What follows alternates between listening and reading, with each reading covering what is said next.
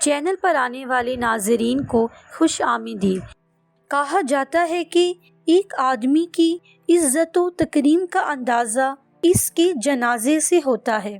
آج ہم آپ کو شہر لاہور کے سب سے بڑے جنازے کے بارے میں بتائیں گے۔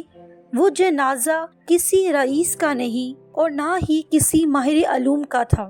وہ ترکھان کا ان پڑھ بیٹا تھا جس کا نام علم الدین تھا، جس کی وفات سن 1929 میں ہوئی۔ آج ہم آپ کو اس وجہ کے بارے میں بتائیں گے جس نے علم الدین کو تاریخ میں زندہ کر رکھا ہے۔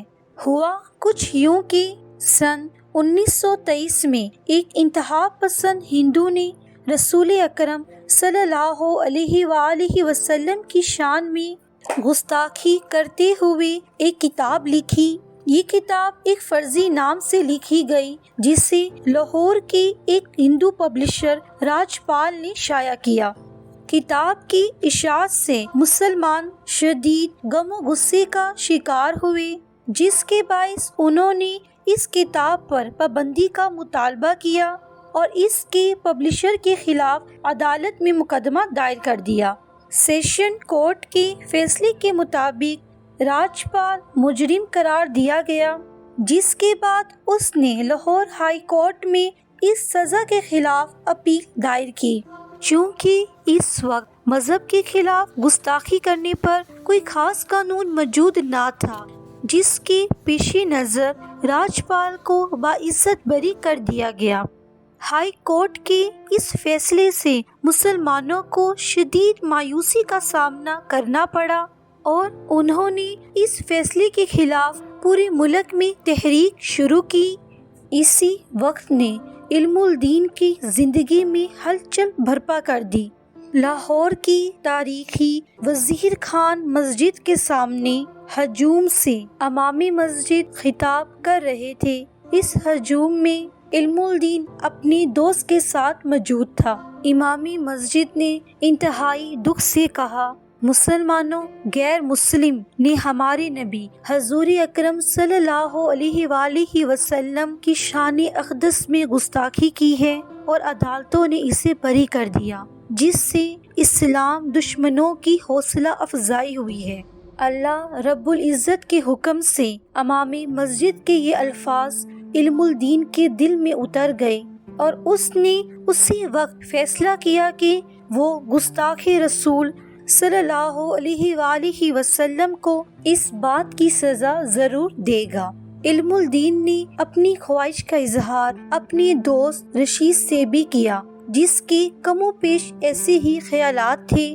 ناظرین، عشق محمد صلی اللہ علیہ وآلہ وسلم میں ان دونوں دوستوں نے 3 مرتبہ قراردادی کی اور تینوں مرتبہ علم الدین کا نام آیا۔ آخر کار علم الدین کا دوست رشید اپنے حق سے دستبردار ہو گیا۔ اللہ رب العزت نے یہ سعادت شاید علم الدین کے ہی نصیب میں لکھی تھی۔ 6 ستمبر سن 1929 کو علم الدین بازار سے ایک چھری خرید کر سیدھا راج پال کی دکان کی طرف روانہ ہوا۔ ادھر راج پال نے لاہور ایئرپورٹ پہنچ کر پولیس سے درخواست کی کہ اسے تحفظ فراہم کیا جائے۔ علم الدین کو یہ بھی معلوم نہ تھا کہ راج پال دکھتا کس طرح کا ہے۔ اس نے راہگیروں سے اس کا حلیہ دریافت کیا۔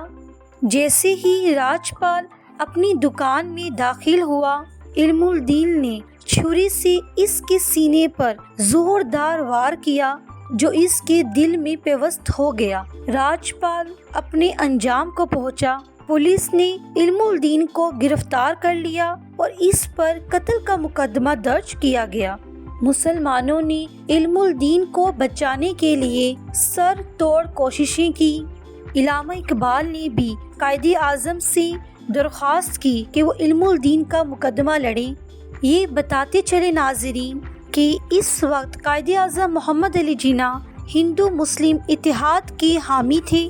انہوں نے ایک مایہ ناز وکیل کی طرح علم الدین کو مشورہ دیا کہ وہ اس جرم کا اقرار نہ کرے، جس کے جواب میں غازی علم الدین نے ایک تاریخی بات کہی کہ میں یہ کیسے کہہ دوں کہ میں نے یہ قتل نہیں کیا، مجھے اس قتل پر ندامت نہیں بلکہ فخر ہے۔ در حقیقت اس وقت علم الدین کی عمر صرف 19 سال تھی۔ کورٹ نے علم الدین کو سزائے موت دی۔ یہ پہلا اور آخری مقدمہ تھا جو جناح نہ جیت سکے۔ ہندو اخبارات نے قائد اعظم محمد علی جناح پر کڑی تنقید کی، لیکن قائد اعظم نے اس تنقید کو یہ کہتے ہوئے رد کیا کہ مسلمانوں کے لیے حضور اکرم صلی اللہ علیہ وآلہ وسلم کی ذات مبارکہ ہر چیز سے بڑھ کر ہے۔ بعد ازاں مسلمانوں نے اپیل کی درخواست بھی کی، لیکن اسے مسترد کر دیا گیا۔ 31 اکتوبر سن 1929 غازی علم الدین کو سزائے موت دی گئی۔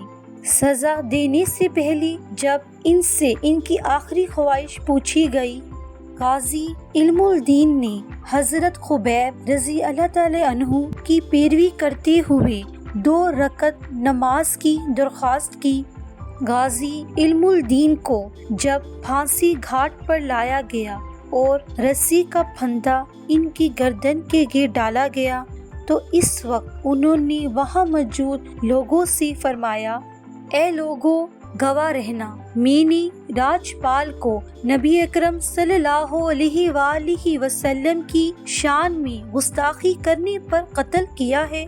آج میں آپ سب کے سامنے کلمہ طیبہ کا ورد کرتے ہوئے اپنی جان حرمت رسول اکرم صلی اللہ علیہ وآلہ وسلم پر نچھاور کرتا ہوں۔ غازی علم الدین شہید کو پھانسی کے بعد برطانوی حکومت نے بغیر نماز جنازہ کے جیل کے قبرستان میں ہی دفنا دیا، جس پر مسلمانوں نے شدید احتجاج کیا اور علامہ اقبال کی یقین دہانی کے بعد کہ لاہور میں تدفین کے موقع پر ہنگامہ آرائی نہیں ہوگی، برطانوی حکومت نے علم الدین شہید کی میت کو مسلمانوں کے حوالے کر دیا۔ 15 دن بعد جب غازی علم الدین شہید کی میت کو قبر سے نکالا گیا تو ان کا جسد خاکی پہلے کی طرح تر و تازہ تھا۔ علم الدین شہید کے والد نے علامہ اقبال سے علم الدین کی نماز جنازہ پڑھنے کی درخواست کی، جس پر علامہ اقبال نے ان سے یہ کہا کہ وہ بہت گنہگار انسان ہیں، اس لیے وہ اتنے بڑے شہید کی نماز جنازہ نہیں پڑھا سکتے۔ غازی علم الدین شہید کی نماز جنازہ لاہور کی تاریخ کی سب سے بڑی نماز جنازہ تھی، جس میں لاکھوں لوگوں نے شرکت کی۔ ہر ایک کی خواہش تھی کہ عاشق رسول صلی اللہ علیہ وآلہ وسلم کی جنازے کو کندھا دے۔ علامہ اقبال رحمت للعالمین نے غازی علم الدین شہید کی میت کو کندھا دیا اور اپنے ہاتھوں سے انہیں قبر میں اتارا۔ اس موقع پر علامہ اقبال نے نم آنکھوں سے ایک بات کہی کہ ترکھان کا بیٹا آج ہم پڑھے لکھوں پر بازی لے گیا اور ہم دیکھتے ہی رہ گئے۔ علم الدین شہید کی پھانسی کے بعد ایسے حالات پیدا ہوئے جس کی وجہ سے انگریزوں نے قانون میں تبدیلی کی اور کسی بھی مذہب کی توہین کو جرم قرار دیتے ہوئے اس کے لیے سزا مقرر کی۔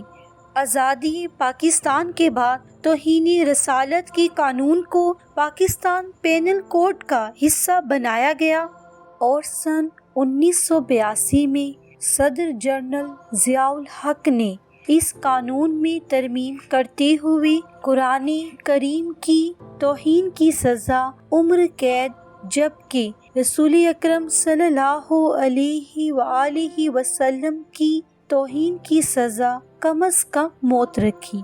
علم الدین شہید کی آخری آرام گاہ میانی صاحب قبرستان لاہور میں واقع ہے۔ تو ناظرین، یہ تھی علم الدین شہید کی داستان، جس نے حضور اکرم صلی اللہ علیہ وآلہ وسلم سے محبت کا حق ادا کیا اور دنیاوی و اخروی کامیابی سمیٹ لی۔ رسول اکرم صلی اللہ علیہ وآلہ وسلم نے فرمایا، تم میں سے کوئی شخص اس وقت تک مومن نہ ہوگا جب تک میں اسے اس کے باپ اور اس کی اولاد اور تمام انسانوں سے زیادہ پیارا نہ ہو جاؤں۔ امید ہے آپ کو یہ ویڈیو پسند آئی ہوگی۔ مزید ایسی دلچسپ ویڈیوز کے لیے ہمارے چینل کو سبسکرائب کریں اور گھنٹی کے آئیکن کو پریس کریں تاکہ ہر آنے والی ویڈیو کی اپڈیٹ آپ کو بر وقت مل سکے۔ اللہ آپ کا حامی و ناصر ہو۔ شکریہ۔